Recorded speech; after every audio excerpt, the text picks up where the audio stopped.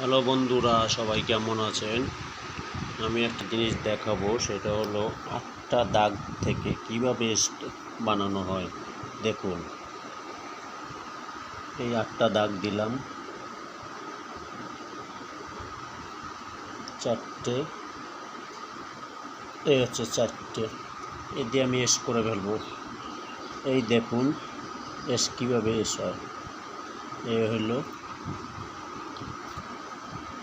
তারপর এই হলো, তারপর এ হলো,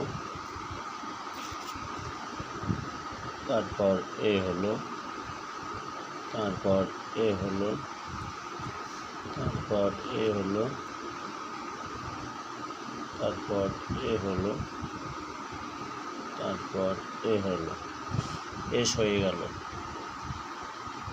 ভিডিওটা ভালো লাগলে লাইক, কমেন্ট, শেয়ার করুন, বেশি বেশি ফলো করুন। সকলকে ধন্যবাদ।